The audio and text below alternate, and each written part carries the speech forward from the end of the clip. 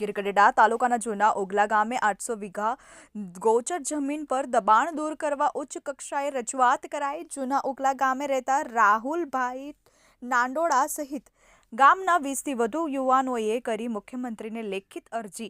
જૂના ઓગલા ગામમાં 800 વીઘા ગૌચર જમીન હોય ત્યારે આજે એક પણ વીઘો જમીન ખાલી નથી તેવા આક્ષેપ સાથે રાહુલભાઈ નાંદોડા દ્વારા દિવસ 10માં ગૌચર દબાણ દૂર કરવામાં નહીં આવે તો ગાંધી ચિંધ્યા માર્ગે આંદોલન તેમજ આત્મવિલોપનની ચીમકી ઉચ્ચારી હતી। Manu Kabar, TV 18 news, Gir Gadhada.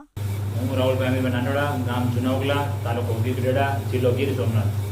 જૂના ઓગલાના ગીરગઢડા તાલુકાના જૂના ઓગલામાં 800 વીઘા જે ગૌશાળાનું જે દબાણ કરેલું છે તે દબાણ જૂના ઓગલાના મંત્રી સાહેબો, તાલુકા સાહેબો, જૂના ઓગલા સરપંચ સાહેબોએ 5,000-10,000 રૂપિયા લઈ અને જૂના 800 વીઘા ગૌશાળાનું જે વેચી માર્યું તે બાબતે અમે લેખિત એક અરજી કરી કૃષિ મંત્રી સાહેબને, ભૂપેન્દ્ર પટેલ સાહેબને, કલેક્ટર સાહેબને, તાલુકા સાહેબને, મામલતદાર સાહેબ, ગીરગઢડા સાહેબને, નાયબ સાહેબને, ઉના સાહેબને તમામને લેખિતમાં અરજી કરી જે આ દબાણ છે તે દૂર કરવામાં આવે તેવી 10 દિવસની મુદત આપેલી। જો આ 10 દિવસની જે મુદતમાં જો દબાણ નહીં દૂર કરવામાં આવે અને યોગ્ય કાર્યવાહી કરવામાં નહીં આવે તો જે અમે આત્મવિલોપનની જે ચીમકી આપેલી, ગાંધી સંધ્યાની જે ચીમકી આપેલી તે સાચી સાબિત કરી અને બતાવીશું। જય હિન્દ, જય ભારત, જય ગૌ માતા।